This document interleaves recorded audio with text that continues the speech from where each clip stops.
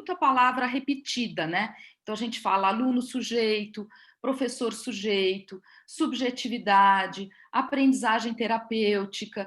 Quer dizer, nós estamos dando uma ênfase muito grande a esta subjetividade, que é mais uma afirmação, vamos dizer, a gente costuma ouvir, né, a partir de Foucault, muito claramente isso, que as nossas repetições e as nossas ênfases também mostram uma luta, né, de o que nós estamos tentando afirmar e construir a partir desse discurso. Então, queria pedir para a Gunga comentar um pouquinho, né, como que ela vê essa ênfase, né, por que esse livro está trabalhando tanto nessa ênfase, e o que ela entende por aprendizagem terapêutica, explicar um pouco para quem está nos ouvindo. Bom dia para todo mundo. Assim como a Marina e todo mundo, eu também estou muito feliz de estar aqui e de estar principalmente revendo todos os parceiros da jornada de 2018, né? Que foi uma jornada bacana, inesquecível. E, Ju, eu vou começar dizendo que você já perguntou e já respondeu um pouco, né? No que diz respeito ao uso do termo aluno sujeito, professor sujeito, enfim. Mas o que eu teria a dizer é que quando a gente vai insistindo nessa ideia, né, e tanto é que ela nomeia, né, aluno sujeito nomeia tanto o livro 1 quanto o livro 2, né? Eu acho que a gente está, de alguma forma, revelando e anunciando a maneira como a gente vai olhar para esse aluno dentro da escola, né? De alguma forma, acho que a gente pode dizer que o aluno sujeito é aquele que tem a dizer de si, não só falar de si, dizer de si, de várias maneiras, e vai ser escutado, né? Para nós, ele precisa ser escutado, né? Ainda que isso muitas vezes não seja lá uma tarefa muito simples. É também um sujeito que viveu e que vive um processo de construção subjetiva, ainda que no caso desses alunos que a Marina falou, né, com entraves estruturais, esse processo tenha sido permeado de alguns impasses e alguns entraves mesmo, né? Então, de alguma forma, quando o professor considera a sua subjetividade, ele está permitindo que esse aluno surja para ele, se encontre com ele por inteiro, né? Que ele se apresente e que lhe mostre a melhor forma de ensiná-lo, né? Pensando agora especificamente na chegada dele na escola, esse aluno, né, para que ele seja de fato considerado um aluno sujeito, ele é um aluno que vai chegar não só para o seu professor ou para os seus colegas, né, na escola, mas para toda uma comunidade escolar antes do laudo, antes do rótulo e antes de toda aquela lista de tudo que ele não desenvolveu a contento, né, que acaba colocando ele ali numa posição de problemático, de especial, de inclusão, enfim, tudo isso faz bastante diferença e contribui, né, de uma forma bastante positiva com um percurso escolar dele incluído verdadeiramente um percurso de sucesso. Eu acho importante também a gente, né, ressaltar aqui que ainda que a gente esteja dando ênfase, né, ao termo sujeito, que o significante aluno aqui também tem um papel fundamental nessa história, né? Ele chega na escola, ele tem que ser aluno. Lógico, é um aluno sujeito, mas ser aluno, ser estudante, também é algo bastante importante para nomear ele, né? Bom, a ideia da aprendizagem terapêutica vem se construindo, né? Também, né, a partir dessas considerações, né, dessas ideias em torno do aluno sujeito mesmo, né?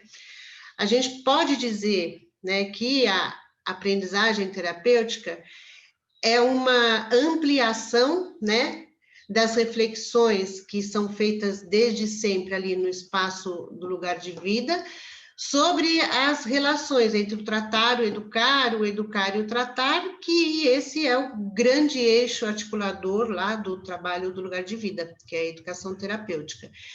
Então, nos encontros, né, sempre com as escolas do projeto, com as escolas protagonistas e outros encontros também com escolas e com educadores, a gente foi vendo, né, isso foi apontando para a gente, de alguma forma, não só a necessidade, mas muitas possibilidades de se construir uma proposta metodológica que possa contribuir com as práticas do professor, que se vê lá as voltas com o ensino e aprendizagem dos seus alunos com entraves estruturais.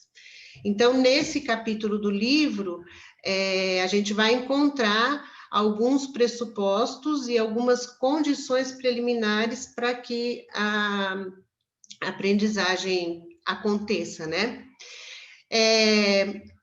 São várias, né, os pressupostos e as condições, e eu acho que é importante a gente dizer aqui que a gente se pautou muito também num princípio que é bastante caro para mim, que é o princípio da educabilidade, né? Que é trazido pelo professor Philippe Mérier, que é um educador francês, que diz que quem deseja educar deve estar absolutamente convencido de que o outro é educável. Então, é isso. Por enquanto, é isso. Que ótimo, né? Deu para a gente ficar com vontade aí de aprofundar na leitura. Eu acho que tem muita coisa bacana escrita aí. Bom, gente, agora nós vamos então para a apresentação da parte 2 do livro, né? A gente vai trabalhar com a ideia da importância da relação com o semelhante, dos pares, né? Na relação de ensino-aprendizagem. Como diz a Cris lá na abertura, aqui a gente vai então aprofundar esse eixo. E esse aprofundamento ele tem uma parte mais teórica, né? Que fala da função do semelhante no eixo estrutural da subjetividade, e tem também práticas, contando momentos específicos da sala de aula, que estão muito ricos, né, que a Sueli vai poder contar um pouquinho para a gente, contando como que isso se deu na sala de aula. E depois a gente tem um terceiro texto que vai ampliar um pouco a noção de semelhante, trabalhando um pouco a ideia de como é importante essa função do semelhante acontecer também entre professores e também na hierarquia escolar, tá? Então, eu vou começar fazendo a pergunta para a Sueli. Vamos lá, Sueli. Eu queria que você contasse um pouquinho para a gente o que essa relação criança-criança tem de específico. Ou melhor dizendo, esta relação possibilita que as outras relações na escola não possibilitam ou não são tão favoráveis. Por exemplo, como a relação professor-criança ou criança-pais, né? Então, contar um pouquinho qual é essa magia aí. Olá, então, bom dia para todos e todas, né?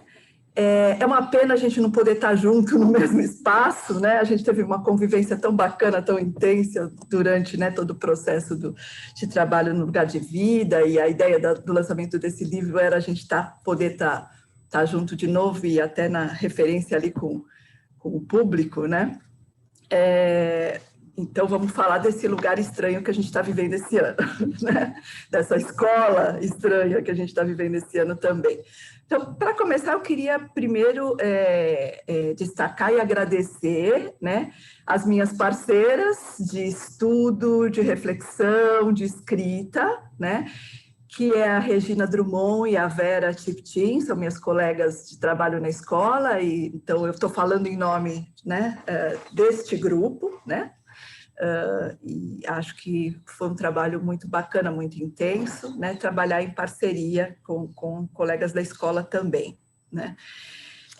A gente, em todo o processo de trabalho com relação ao desenvolvimento da inclusão na escola, né? Eu falo em nome do Colégio Santa Cruz, né?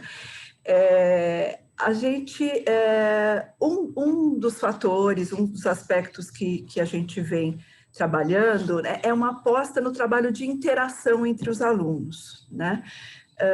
Isso faz parte das nossas, do pensar as nossas estratégias de inclusão, né? Como se dá as interações na sua multiplicidade e quais as riquezas, os benefícios, os impasses, as dificuldades que isso traz numa escola regular, né? De uma forma geral, o trabalho com a heterogeneidade, né, sempre ajuda a gente a enxergar, muitas vezes, o efeito que é produzido com a fala de uma criança para outra, né?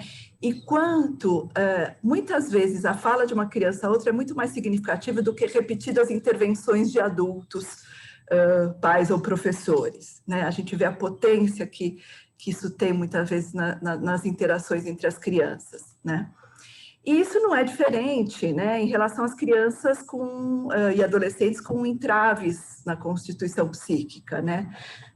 A gente tem testemunhado várias situações em que, às vezes, o dizer de uma criança gera alguns movimentos muito diferentes, né, nos alunos em situação de inclusão. E que, muito provavelmente, pelo fato de vir justamente de um par, ele não é recebido como algo ameaçador, né? Porque está dentro de um outro lugar, de uma fala que vem de uma outra posição de relação, né? Diferente da relação professor-aluno, né? E isso transforma de várias maneiras, né? É um pouco isso que a gente vai abordando no capítulo que a gente escreveu para o livro, né?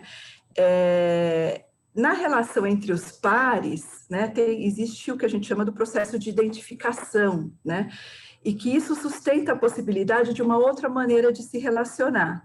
Quase como a gente percebe assim, entre irmãos frente a um pai, entre alunos frente a um professor, ou seja, numa outra posição, numa posição de paridade, de igualdade, né, o efeito da identificação traz um outro lugar de fala e de possibilidades de interação, tá?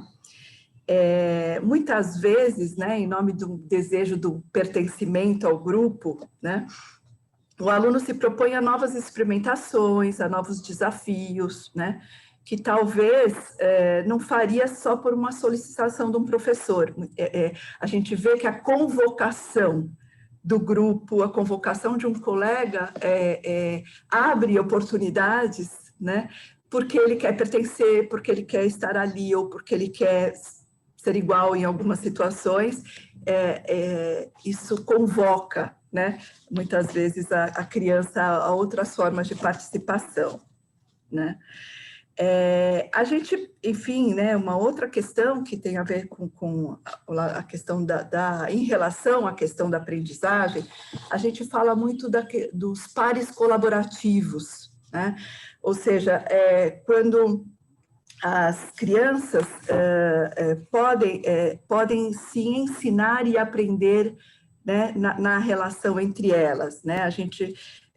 Eu gosto de dizer, né, de que a criança ela não aprende só a receber, a ser ensinada, mas ela também aprende quando ensina. E isso na troca, né, dos pares entre as crianças, independente com entraves nas questões psíquicas, na constituição psíquica ou nas outras, assim, essa relação ensino-aprendizagem entre crianças também tem uma outra potencialidade e a gente procura explorar bastante essa questão também, né? Quando a gente fala e você pergunta da relação do adulto, né, na diferença, a gente às vezes a gente sabe, né, que muitas crianças precisam e dependem, né, de uma mediação de um adulto, inclusive para fazer essa relação, estabelecer uma relação de sociabilidade possível, né, no grupo. Mas a gente acha importante falar, né, que às vezes tem uma necessidade de uma presença mais ausente dos adultos na escola, a gente chama isso de recolhimento relativo, né, dos professores, né, para que eles deixem acontecer as relações, né? Aguentem algumas falas que num certo momento podem parecer invasivas ou até agressivas, né? Na relação entre as crianças, mas que possa significar essas falas, né? E aí, no livro, a gente traz vários exemplos, né? Onde o professor tem que aguentar situações que eticamente ele não deixaria, né? Eu não posso deixar isso ocorrer entre as crianças, mas que quando ele significa a fala, né? Ele dá lugar a essa fala das crianças, isso potencializa muito mais a relação entre todos e o próprio lugar do aluno que está, né, em situação de inclusão. Eu acho que, enfim, né, de uma forma geral é isso, né? A gente tem, eu acho, é um convite à leitura, né? Falar também porque a gente traz bastante exemplos de situações, né? A gente trabalhou muito com estudos de caso, né, no lugar de vida, e a gente então trouxe alguns desses casos para o capítulo do livro. E esses capítulos, e esses exemplos, a gente até escolheu exemplos de crianças da educação infantil, do Fundamental 1, do Fundamental 2, para mostrar um pouco como as interações, que divergem às vezes de crianças pequenas ou entre adolescentes, mas que trazem esse conteúdo, né, todo que a gente traz teoricamente no começo do capítulo, tá? Então fica o convite para que todo mundo, né, leia e desde já a gente fica muito aberto a comentários, sugestões e trocas, que eu acho que isso é o bacana também de escrever, né? É isso aí, obrigada. Obrigada, Sueli, que ótimo, né? Então, agora eu vou convidar a Cris Keiko, né, do Lugar de Vida, para ajudar a gente a pensar na vertente clínica, né? Então, a Sueli trouxe um pouco, né, Cris Keiko, a vertente da escola, né, como é que a escola pensa a identidade, principalmente a identificação, né, e o trabalho um pouco desses iguais. E do lugar de analista, Cris, na parceria com as escolas, você podia explicar um pouquinho como que essa função do semelhante cumpre uma função subjetiva no tratamento? Bom,